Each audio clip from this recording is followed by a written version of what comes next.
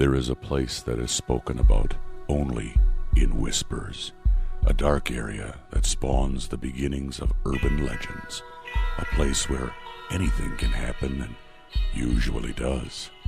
During the light of day it hides just outside of view, but when the sun goes down, spirits, creatures of the night roam free, and things do go bump in the night. It is in every state and every country, and there is no escaping it, no matter how safe you feel behind your locked doors and latched windows. So we invite you to turn down the lights and turn up your radio while we join Dave Schrader and Tim Dennis, your hosts, on a journey into the darkness on the edge of town.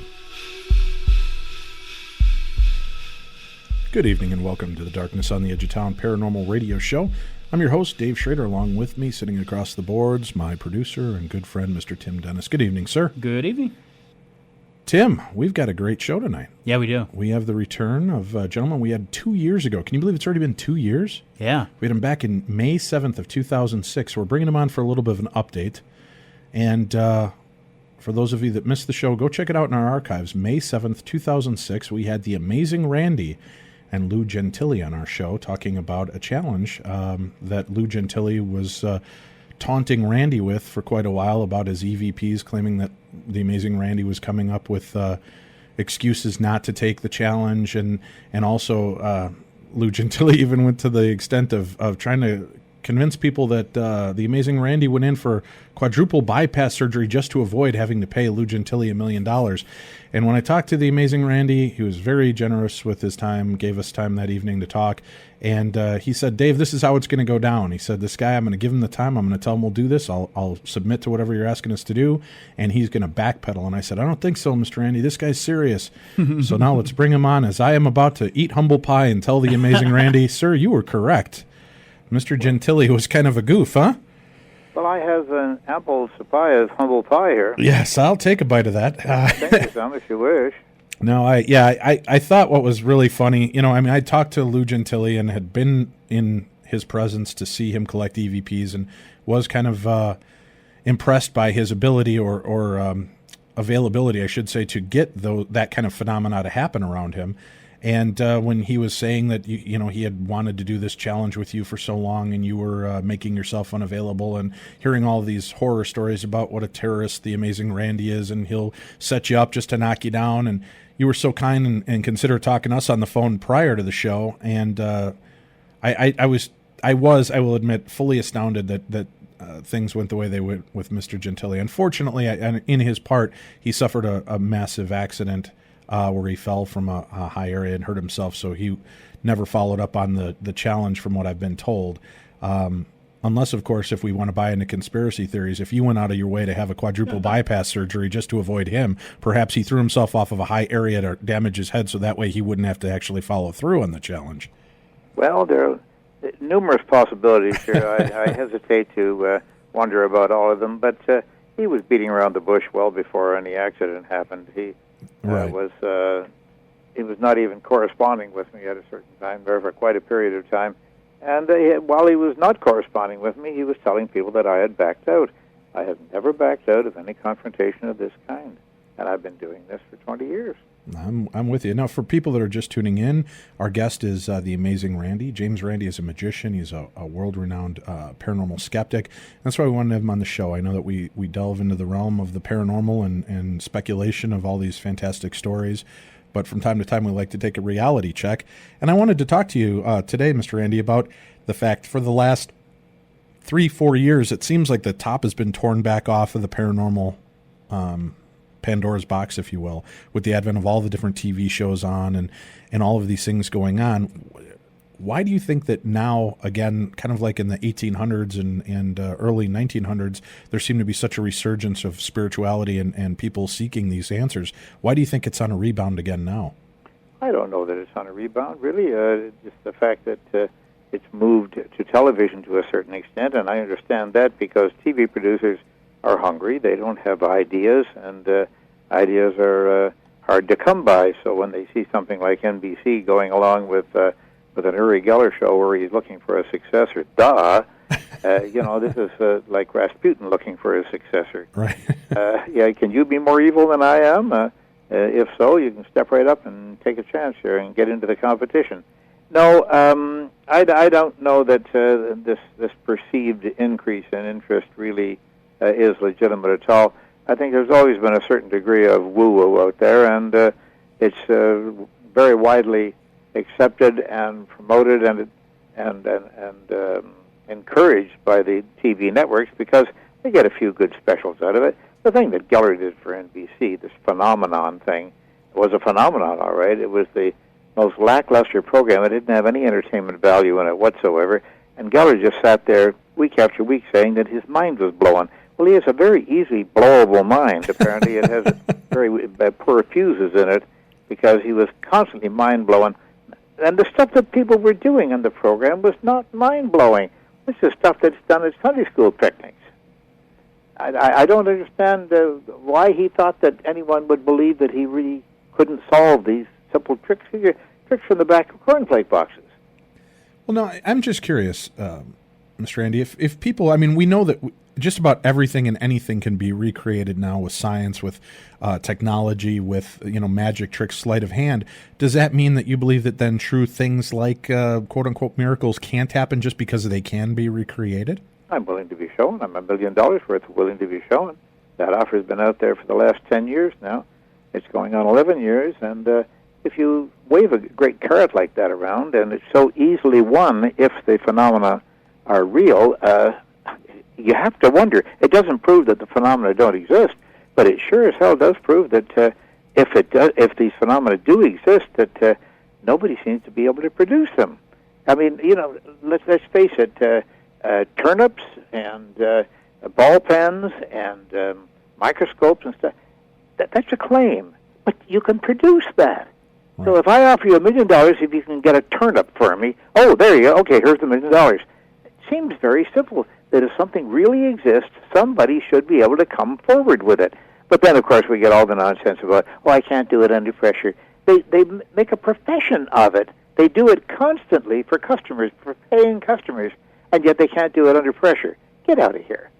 I agree with you. Now, let me ask what your thoughts are on this aspect of weird phenomena. There's a gentleman that goes by the name Prophet Yahweh. Are you familiar with him? Wait a minute. You called him a gentleman. I have no evidence of that at all. I think he's a nutcase myself. Well, have you seen footage? I mean, he's been in front of actual news cameras where he starts his prayer and things appear out of the sky. You can get news cameras to sit still and take photographs of a dead butterfly if you try hard enough.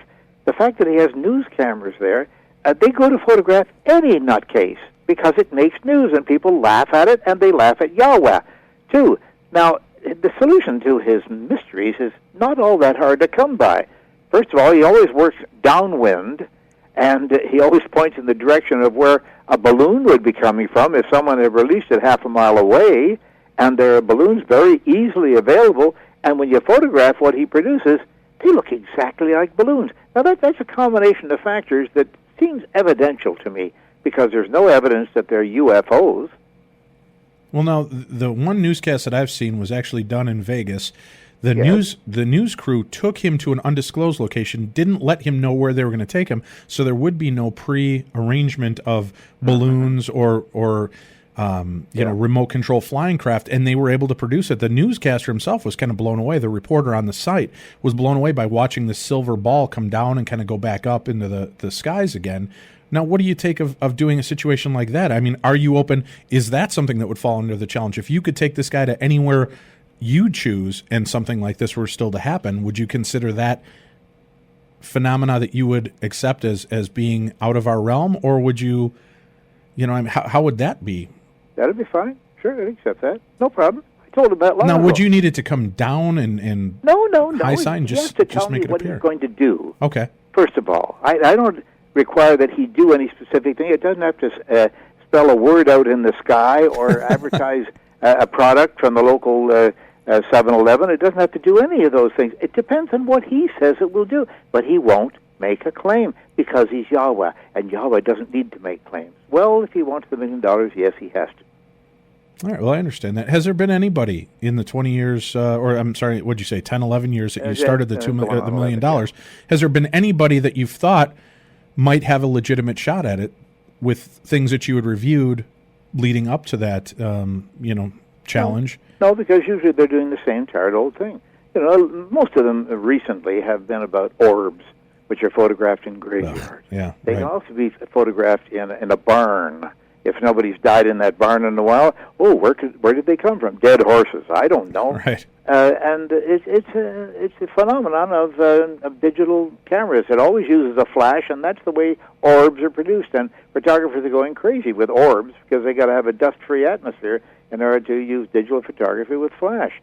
It's an artifact of digital photography, but there's no spiritual value to them whatsoever, unless you consider a moth or something like that to be extraterrestrial. Well, I totally agree with you. Orbs is one of my biggest bones of contention. Tim and I get hundreds of emails on a weekly basis of people wanting us to analyze their photographs, and I send it back saying it's dust, you're outside, everybody's wearing parkas, it's your breath, it's cigarette smoke, it's it's simple mistakes that are being made. And raindrops and snowflakes and various other things do exactly the same thing. Exactly. Now, with sleight of hand and being a magician and doing the things that you've done and seen, there was a belief for a long time that there were some quote-unquote magicians that were able to tap into strange places and get information that there was just no way to understand. Has there ever been somebody in the field of magic that's done something that even leaves the amazing Randy scratching his head saying, wow, that I can't even begin to fathom how he could pull something like that off? The field of magic, you mean the field of conjuring. You're not talking about doing real magic. You're talking about doing illusions. Right. Because that's the business that I'm in, frankly, and I don't make any claim that it's the real thing. I say that it's done for purposes of entertainment. And, painting is done, and tap dancing and various other things are done for purposes of entertainment, but you don't claim that they're paranormal. No, I've never been puzzled by any of these things. Now, occasionally, something has given me pause because I just can't figure it out at the moment. If I see it a second time, I say, oh, okay, because sometimes the crucial evidence escaped me. But the second time I see it, I know what to watch for. I know what the possibilities are, and it's always solvable. That's only because I've had vast experience in the field, and there's nothing new under the sun, as they say, and certainly in the field of conjuring, conjuring has not kept up with modern technology because there are all kinds of things. I saw things just a few weeks ago at the MIT Media Lab which would blow the average magician right out of the water. Some amazing things. They're all technologically explainable. They're perfectly ordinary, and the guys at MIT don't claim that they're paranormal or they can't be explained, of course, because they're scientists and graduate students who are dedicated to scientific thinking, and they'll easily explain to you how the things are done. But the point is that if you don't understand, well, Arthur C. Clarke said it Sir Arthur C. Clarke, now deceased, said it years ago, any sufficiently advanced technology is to one unfamiliar with the technology, magic. And he's quite correct. If you don't know how a thing is done, and it is a result of technology, if you don't understand that at all, then it would appear to you to be apparently magic. And I mean magic, I mean the control of nature by supernatural means. What is your take? Now, am I correct on this? I keep hearing different news reports on this. Is the $1 Million Challenge ending within the next year or two? No, it's ending, shortly, within the next 2 years. It ends on March the 6th, 2012. Okay, 2012. So you're going to end it before the end of the world on December 21st, 2012. Yes, I want to beat that because I wouldn't want to be unfair. You know. Oh, I understand. Then you're going to just take that $1 million and live it up for the next 4 or 5 months, right? Oh, I'm going to have a good time. Stand back, McDonald's. Now, you've, people respected Houdini for doing what he did and debunking mediums and psychics and kind of going out and doing that. A lot of other people then turned it on to the fact that he had kind of run his course as a magician and wasn't offering anything new that anybody else couldn't reproduce, so he simply had to go to a different side of things to get notoriety and fame. How do you answer those reports, and has that happened to you as well? I mean, do you feel that it's just you've kind of hit your wall with being able? No, Houdini suffered greatly from the loss of his mother. He was a mama's boy. There's no question of it. Mm-hmm. He actually doted on his mother, who had sacrificed a great deal of her life to raise her kids, and he owed her. And when he was in Europe and she died, he felt that he had abandoned her, and he rushed back to America, and he went into a blue funk for quite a few years there. Now, the rumor started well after that he was going to the spiritualist to try to make contact with his mother. No, that's not the case at all. A lot of spiritualists came to him and said, "Oh, we've contacted your mother," then brought him messages. The thing that struck him about that was that they were all in English, and his mother had never spoken a word of English in her life.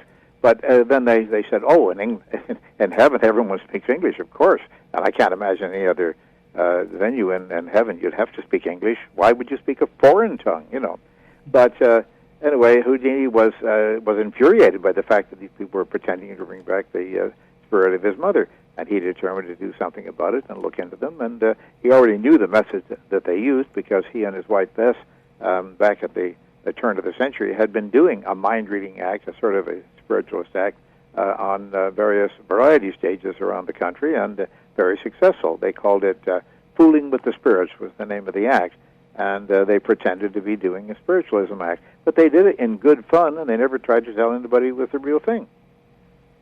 With that, was not fooled by these people at all. Do you feel confident that in what you do, in sleight of hand and understanding human nature, can you pull off pretty good cold readings yourself? Have you done that?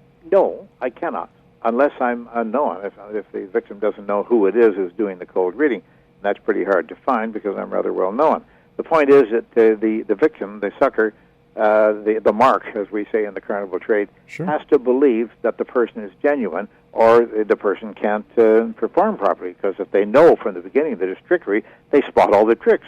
But when it's somebody like John Edward or Sylvia Brown, even though the tricks are very, very evident, they don't look for them. They believe that it's true, and they need to believe that it's true. They don't just want it to be true, they need it to be true.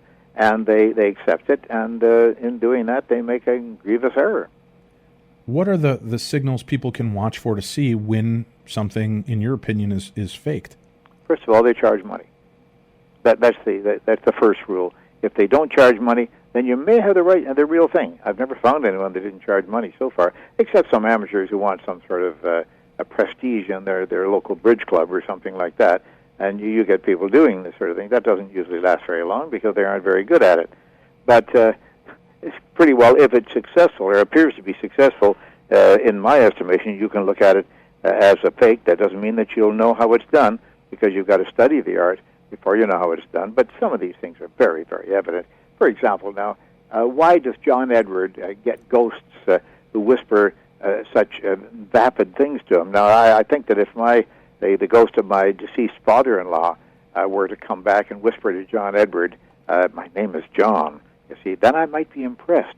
But what he does, it seems, "My name starts with J or B." What kind of a game is this? Is it 20 questions? Yes, it's the old game of 20 questions. You mess around until you come up with the right answer.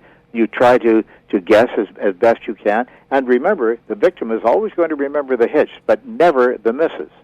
I had one example in England with a woman named Maureen Flynn was her name. She's a very famous medium, or was at that time. I don't know whether she is now, in England. And I wiped her out on my Granada TV program there. There was a fellow who sent me an audio tape of a reading she did for him, and he was so fascinated. He said, "Oh, this proves she's the real thing." Well, I transcribed the tape and made notes from it. It's an audio tape. Mm-hmm. And then Maureen Flynn and the gentleman appeared on my program. And I said to the gentleman, I said, "What impressed you about this so much?" And he said, "Well, she called out the name of my mother, and she couldn't possibly have known the name of my mother, but she hit it bang on like that." And he said, "That proved it to me." And I said, "Wait a minute, how many other names did she mention?" And he said, "Oh, no, only my mother's name." Well, then I went through my notes, and I came up with a sheet of paper, and I said, "Tell me if you recognize any of these names." And I read them off. I think it was 17 names that she had mentioned during the reading, and he kept shaking his head and smiling and saying, "No, no, no, no, no." And I said, "But they're all on the transcript right here, and here is a copy of the transcript." And I handed it to him. He threw it on the floor, and he said, "I don't need to read the transcript. I know what she told me." Well, he didn't, because she had given out all of these names, and none of them were Doris, which was his mother's name, because he said to her, when she said to him, there's a rather matronly-looking lady standing right behind you, and she has gray hair. Could that be your mother? And he says, "Yes, my mother, Doris." He gave her the name, and yet his memory of the thing was that she gave it to him. And Doris did not appear in that transcript or in the recording anywhere. And all those other names, he had forgotten that she guessed at because they weren't the right names. They only remember the things that hit. They never remember the failures. Well, let me ask you this. Now, you made a comment that, one of the first clues is if they charge. Why would charging for a gift that you've been given of divination or communication, why would you consider that to be a sign of a fraud or a charlatan? I mean, wouldn't it be just like... It'd be something to look for. I mean, to look out for. I would get the hairs on the back of my neck up the moment they did that. It doesn't prove anything, of course. It's the performance that proves it one way or the other. Right, but my point being is, Barbara Streisand is born with the gift of a beautiful singing voice. Should she not charge for people to come hear absolutely. her sing? Absolutely. No. But it does get your attention. I mean, that's something that rings a little bell in the back of my head. It's one of the many little rings. I get a ringing that's so loud I can hardly hear myself think as these people go on. No, but it's an indication. It's a kind of an indication which would tell me to be more alert as soon as I hear that. Okay. And do you have a stance, or I'm curious what your thoughts are on the fact that law enforcement seems to be using more and more people that claim to be sensitive on cases to try to, glean an extra bit of information, and they seem to get pretty good hits by some of these people. Well, I'm glad that you said they seem to be. Right. Because I've talked to endless law enforcement people, including Scotland Yard in London, and they said, no, we never use psychics. But what does happen, you see, is that the psychics will go around to the police department and they say, that little boy that went missing there last Friday, I know something about that. They have to sit the person down. So the person sits down with a tape recording and says, I get the color red connected with this, and a double letter of some kind, like a double R or a double L maybe, I'm not sure, and I smell water. There's something like water and salt. Salt is connected with, and electricity. I'm getting electricity as well. And I get something like a car, like a small car of a light color. I can't make out, and they go on and on and on like this for 90 minutes in some cases. And then later on, if it turns out that the fellow's family has a double letter in its name, they say, see? And of course the police will tend to look at that and say, yeah, that's significant. They forget about the misses. That's the big thing that the so-called psychics have got going for them. Anytime they miss, they forget that. They just brush it aside, and they look for the hits. And that's exactly the way these people get successes. But in most cases, the vast majority of cases, the police don't go to psychics. The psychics go to the police. And if they do, the police have to sit down and listen to what they say, because they might really know something. Are you, I know, or at least it's reported that like Houdini was actively out there trying to pursue to debunk people. I know that you're not out there doing that. You're allowing people to come to you to debunk themselves. We do not debunk. That's because to debunk something would mean that we already have made up our minds it's not true. I'm going to show you that it's not true. We don't debunk, we investigate. And if it's true, the people can get $1 million. It's there. And of course the rumor is out there that, there never was any $1 million. No, he's just lying about that. Well, we offer them to send us a fax or send us an email or a written letter or whatever, and we'll send you a copy of the statement from Goldman Sachs. The James Randi Educational Foundation prize account is at least $1 million. It's about 1.4 or something at the moment. But it's there, and we can prove it and give you the account number and the whole business. But no one, now I repeat, no one has ever asked to see that evidence. But they do go out and tell the story that there's no $1 million.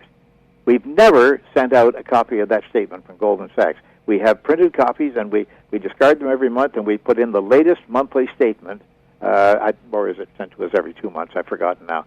But we get the account with the total on it, and it's got the account number and the date on everything. No one has ever asked for one of those sheets of paper, ever. Isn't that strange?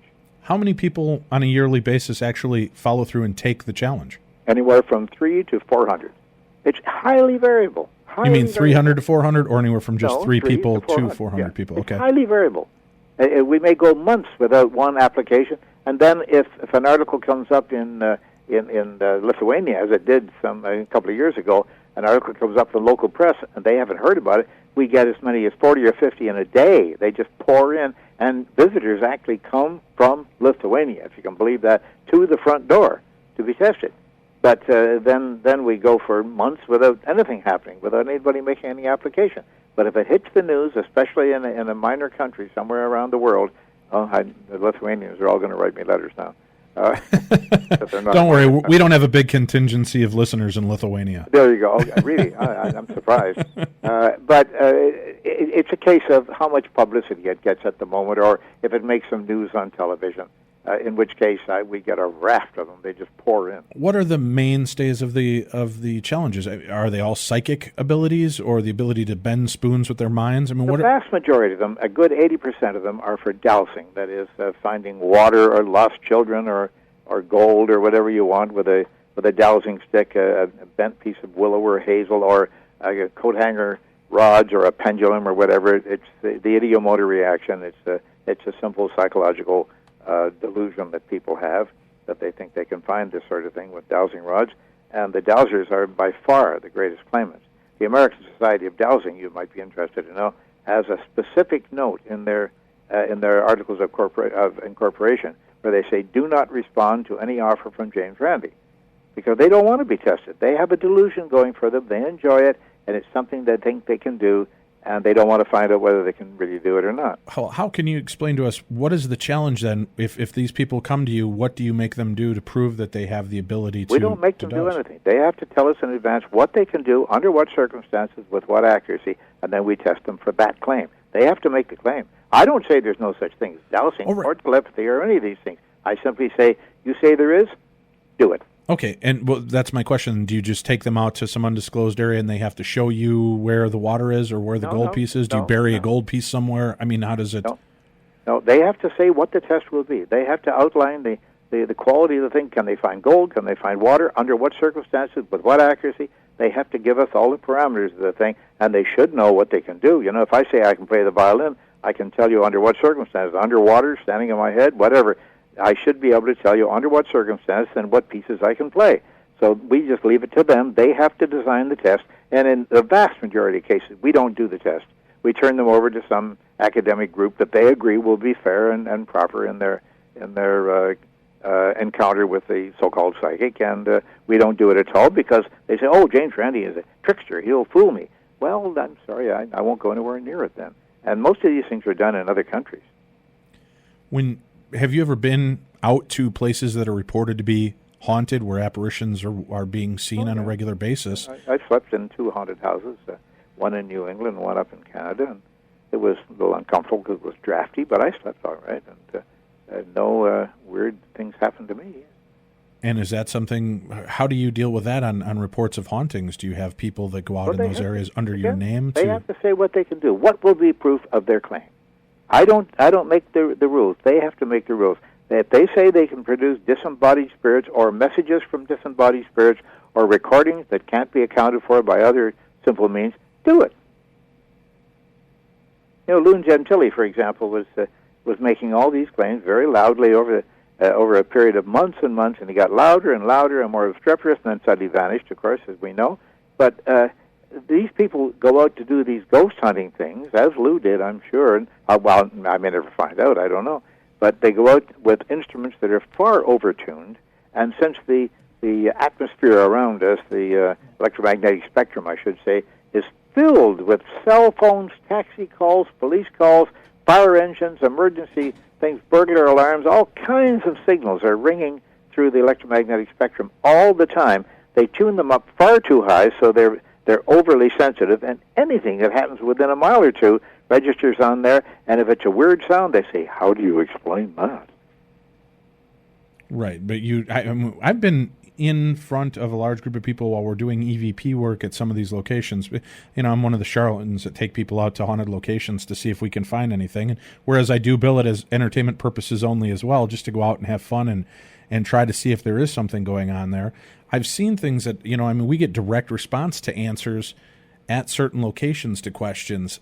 That to me, I love EVPs, unlike you, I'm sure, but I'm a skeptic in the sense that I do understand there's a lot of signals, and more every day with satellites, microwave technology, cell phones, radio, CBs, all these different things that we're picking up on it. But when I've actually been able to hear a direct response that's not just a yes, no, or a number, which are the most commonly heard things on radio waves, when we get a direct hit to a question that we get, you know, I mean, that to me is kind of an astounding point. Now, I will admit that when you do get things like that, it's very few and far between that they come through that clear that you can actually understand it, and it's not a form of matrixing, which is your brain. I'm saying this, of course, for the listeners, not for you, but it's your brain trying to rationalize or make sense of random or archaic noise. Which is pattern recognition is very important for our survival and for our information, of course. With that, though, has there ever been somebody that's been able to produce a voice that seems to answer at least one of 10 questions for you? I hear these things all the time. I'm getting reports of them all the time, but they never come around to produce it. I'm willing to be shown, but I'm sitting here waiting. I'm waiting. Well, do they have to come to your location, or would you go to the haunted location where they claim to get what this? They require. If they require that I go there, I go there. If they don't require that I go there and somebody else does it, then they do it. It all depends on what they're claiming.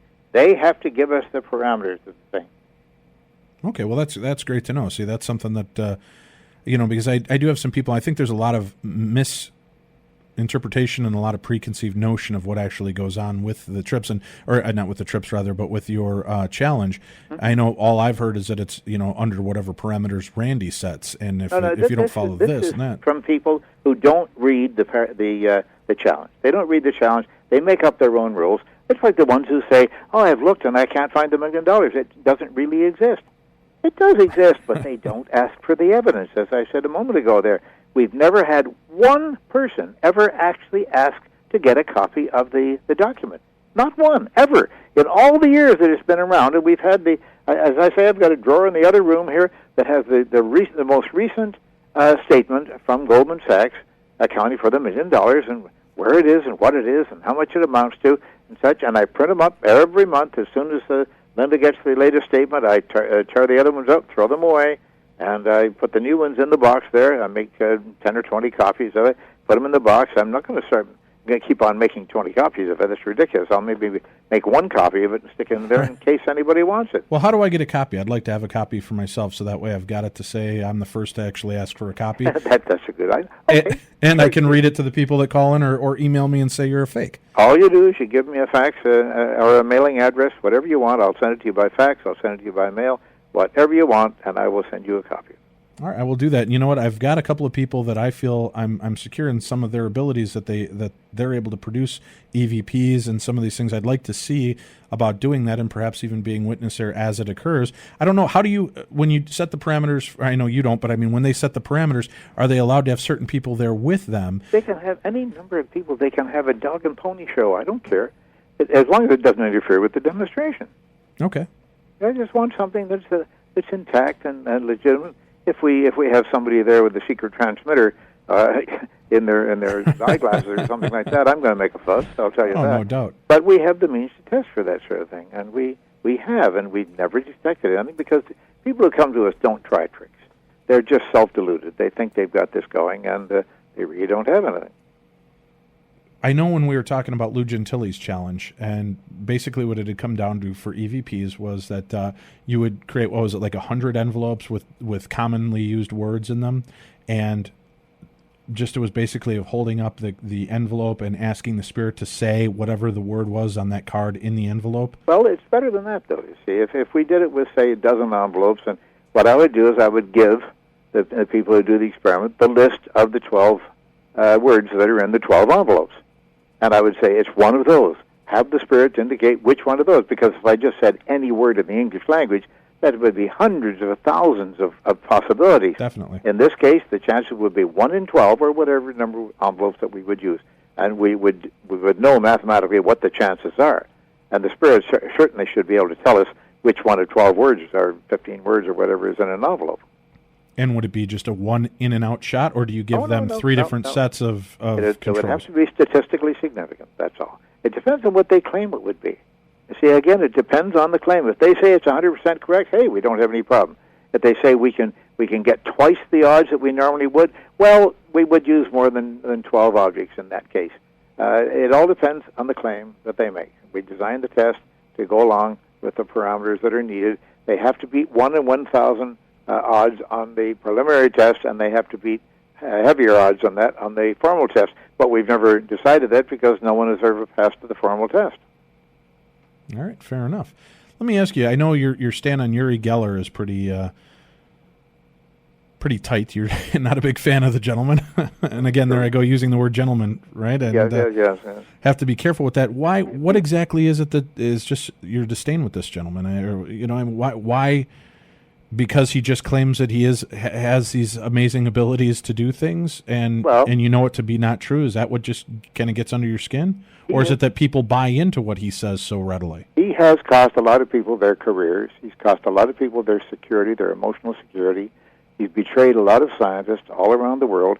And if he were ever to admit now that it had been all just a little joke that he was playing on the public, he would be sued left and right by even governments who have spent millions upon millions of dollars to study the Geller effect because they chose, through some rather unwise scientific effort and authorities, they chose to believe that he was telling them the truth. And they spent millions to investigate the effect and found nothing. So he could be sued by these people who had relied upon his truthfulness.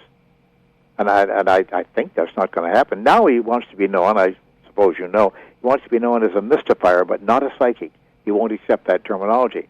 Now that to me is a very sure sign that he's trying to withdraw from this. He's not going to get out of this, though, because if he ever went to the press and said, hey, it was all a joke and I fooled everybody for all these years, then he would have the force of the law descend on him, because I think these people would bring civil cases against him immediately. He cost a lot of people their reputations and their careers, a lot of them, and a lot of organizations, schools and different commercial businesses and such, cost them millions of dollars. What is your take on somebody like the amazing Kreskin? He's an entertainer. He's using the same methods that all mentalists have done over the years.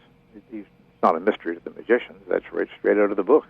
Well, give us, too, for the listeners that are out there and are not real familiar with the terminology, with all the different terms that are being thrown around, there's psychics, mystifiers, mentalist. What does a mentalist do?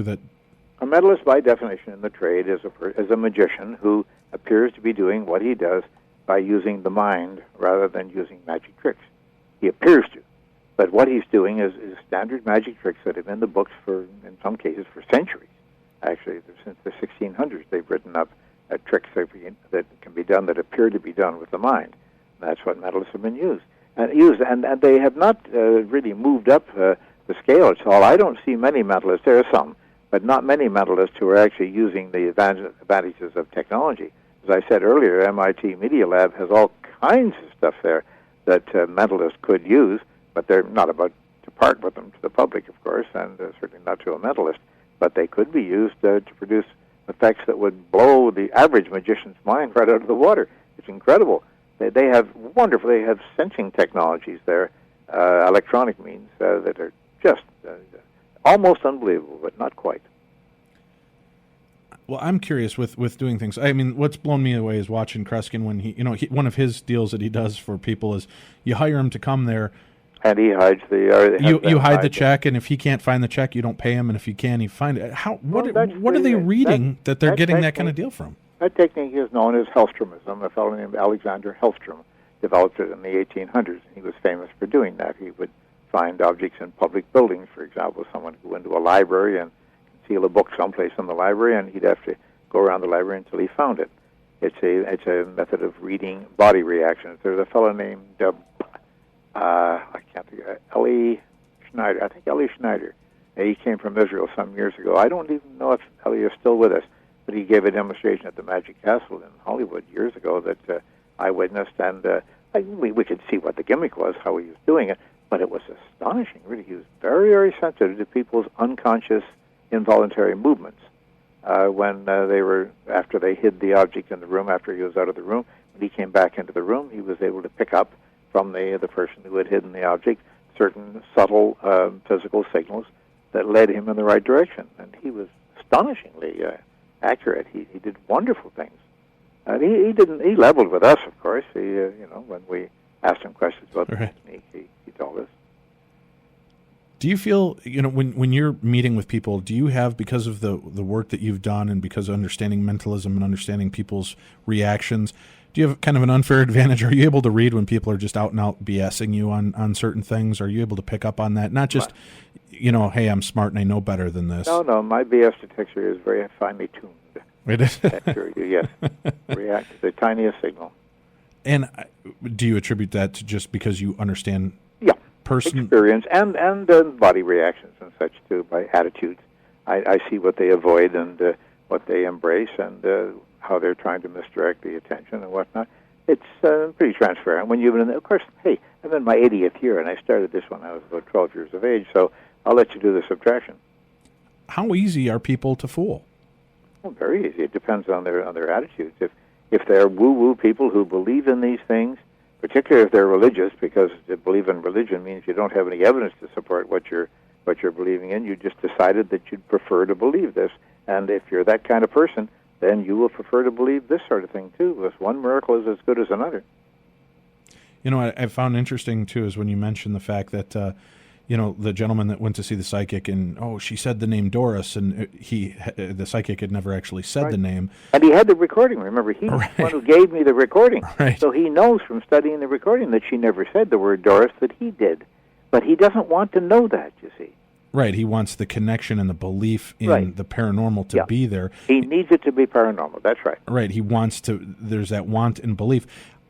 I'm curious. Now, there are, I've watched some mediums that I've seen do readings, and the issue I've always taken with people out there, the as I call them, the witchcraft people, are the, Randy, I'm picking up on this, and you're really depressed. And what I need is, as a commitment to show that you want this change and you want this off, is I need $200. I'm going to burn it with a special candle that will release the good energies and free you of this. And the $200 doesn't stay with you. Pardon me, I was yawning. Exactly. That's what it gets into. Now, I've seen, though, mediums that will do readings. They pick the heavy-set girl with the greasy hair who can't make direct eye contact and stares at the floor, and they can gather, well, you've got a grandparent that's passed over, it's a grandfather, he loves you, and he says, you're being so hard on yourself, you're so beautiful inside you, and I watch them cry, and they feel better, and all of a sudden their heads are up and their eyes are making contact. I've seen people utilize that form of reading to help people, where therapists and psychologists have been working on this person's ego and id for years, taking $150 every session, and they're not doing any help that this person did in one session with the dead grandpa telling the story. So you lie to people and you make them feel better. That's the technique. That's the process. Right. Now, do you find a problem with that, of people utilizing it in that form to help people with the grieving process, to let go? Do you see that as a form of in a sense, entertainment or therapy for people as well? No, it's a swindle. Because if they believe that, they're going to go back. They're going to go back to some other charlatan out there who will really take their money and lead them astray and destroy them emotionally. A lie is a lie is a lie. It's never the truth. And if you use a lie to accomplish something that temporarily is going to make someone feel better, it's like being cured of a disease. They say, I felt much better after it. But were you healed? Do you want to feel better, or do you want to be free of the disease? That's the question. You've got to answer that for yourself. So those type of people even bother you with what they're out doing? Yes, because that's exactly what happens with these people. There's a thin edge of the wedge. They get encouraged by that sort of thing, and then from then on, they're woo-woo advocates. They're going for it. They need it. They pursue it, and they'll spend any amount of money or time on the thing. But they won't do anything to improve themselves and actually get better from this situation or recover from it. No, they'll go for people that tell them things they like to hear. That's very dishonest, and it's cruel. That's the thin part of the razor that I have a hard time justifying as well, because I do see people that do that type of work and I think are doing nothing more than just a cold read. But I've also seen a lot of the people that get help from it, and they haven't gone back for readings. They just needed the goodbye and the hug, psychic hug or whatever it was. Might very well be. Might very well be. That has not been my experience, but it may be yours.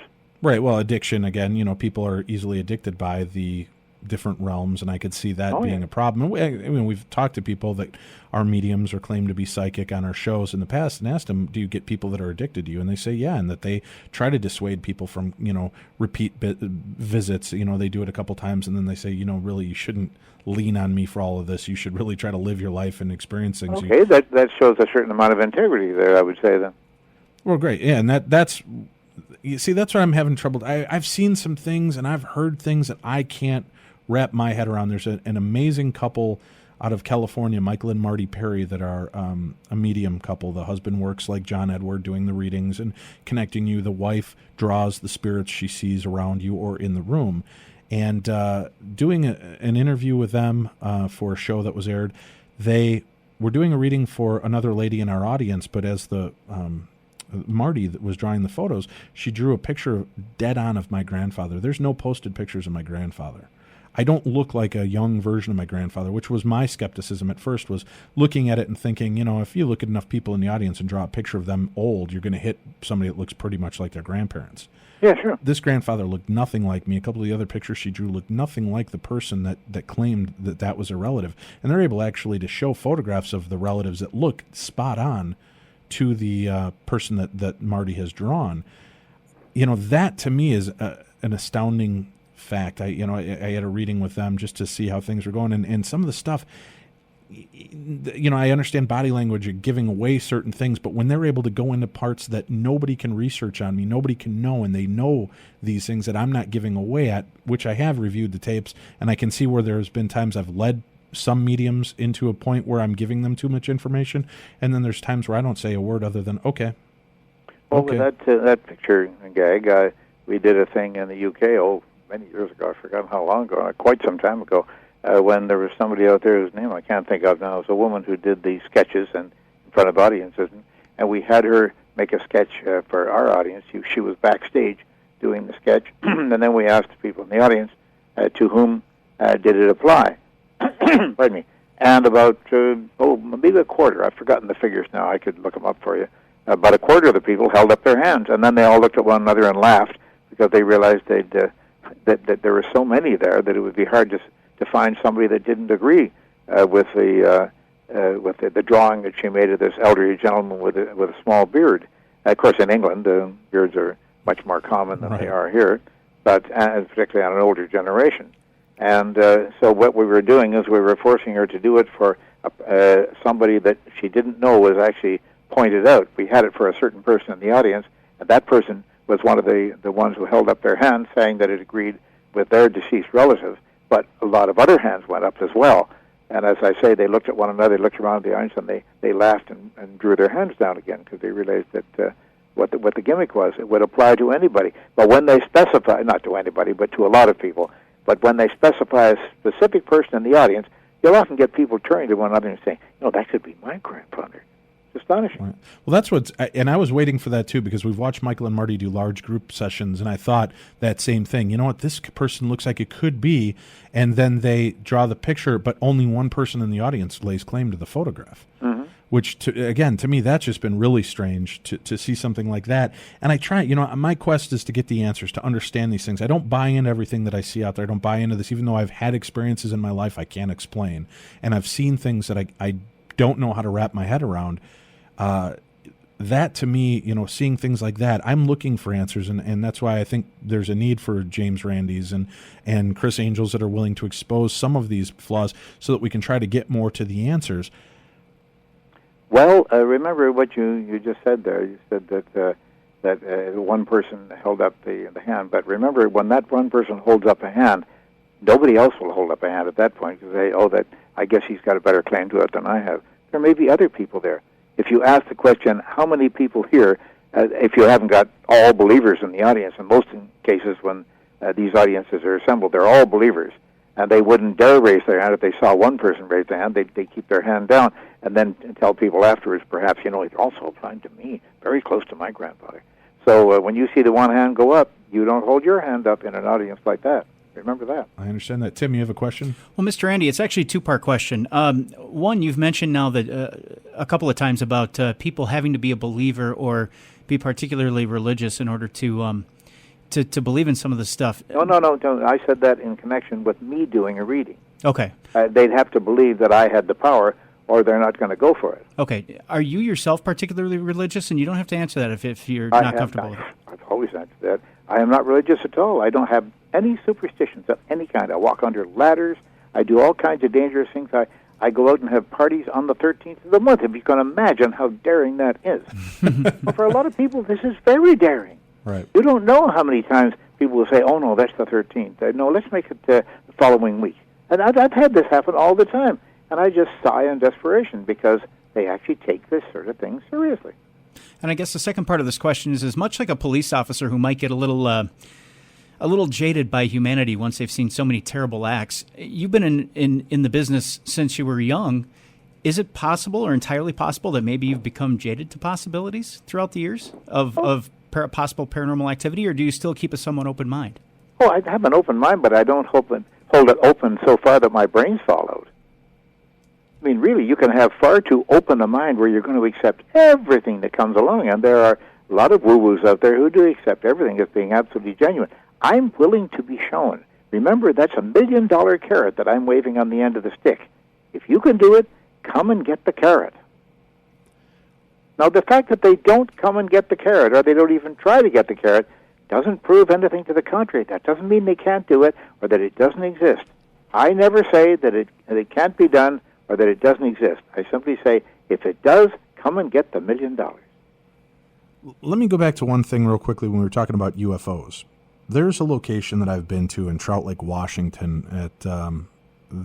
I went out there over a year and a half ago, and I had an experience and saw something in the sky that, 2 years later I can't wrap my head around. And it wasn't a weather balloon. It wasn't a kite. It wasn't I saw something move, some kind of creature move between a set of trees up at the top as though it was gliding or flying through the sky. I ran towards it with my lights, looking for screens, laser projector, anything that could have been causing this. There was nothing there to be found. I don't want to believe what I saw because it was so weird. Now, you have no explanation for this, right? None. Okay. Does that mean that it doesn't have an explanation? Because you said earlier that you saw things that you can't explain, but that is, I think it's an incorrect statement, that you can't explain at the moment. Now, I could show you a card trick, for example, and show it to you many times over until suddenly you said, aha, and you solved the thing. But if you said from the beginning, this card trick can't be explained, that would have been incorrect then, wouldn't it?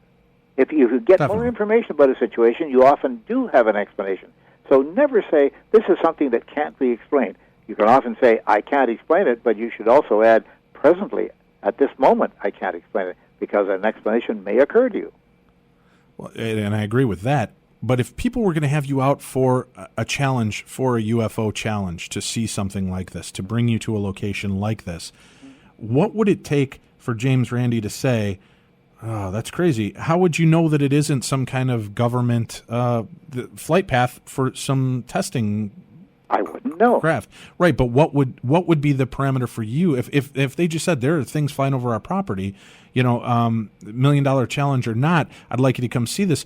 Would you pay $1 million to go to a site where they supposedly see UFO activity without having any way to prove that that's an alien craft and maybe not some form of government? Absolutely. All they have to do is prove that there's no other explanation for it. You see, they don't think of that approach. There are all kinds of things I see in the sky that I can't explain at the moment. That doesn't mean that I wouldn't eventually be able to explain, or if I put a telescope on it or an infrared camera, I might see exactly what it is. But at the moment, there are many things that I can't have an explanation for immediately. That doesn't mean there isn't an explanation. So if they were to produce something like that, something to reappear in the sky, I'd simply say, that is something I don't understand. Can you establish that there is no explanation for it, an ordinary explanation that is not paranormal or extraterrestrial? And of course they can't. But they tend to assume that it is. Okay, so UFOs are probably the least likely of an item that somebody could have you come investigate that would ever be paid out, because, as you said, at this point, we have no way of discerning. Is it a governmental flight plane that we're just not privy to? Is it an optical illusion of a reflection off of this or that or the other to create these type of things? And by the same token, they should not assume that it is something that doesn't have a ready explanation, because they can't show that it doesn't have a ready explanation. We've only got a few minutes left here. I appreciate the time you've given us tonight. Let me ask you, do you believe, or would you honestly, the amazing Randy, would you really like proof for yourself of something out there, of an afterlife or an afterworld or a UFO? I don't care. I don't have a motive. All I want to know is what's true. That's all. Bottom line, I want to know what the facts are. I don't care whether it's true or not. If it's true, that would be a wonderful revelation to me. I would celebrate the fact. But I would have found out something that I didn't know before. And any time I discover something like that, something that my cat can do that I didn't know she could do. That's wonderful. I say, oh, wow, I didn't know my cat could do that. I didn't know that any cat could do that. It's a discovery, and it's a moment of titillation, and I enjoy it. A discovery about a new fact is always very exciting. And if it were something like a UFO or a psychic power of some kind, I would say, wow. Now, it would cost me $1 million. That's true. Not cost me $1 million. It would cost the foundation $1 million. It's not my million, you understand. But the point is, anything like that you discover that's new is a bit of knowledge that makes you a better person, a more knowledgeable person. And I think that's important. I agree. Can you tell us what the future of your foundation, and for people that want more information on your foundation, what is the website that it can go to? Funny you should ask. www.randi.org.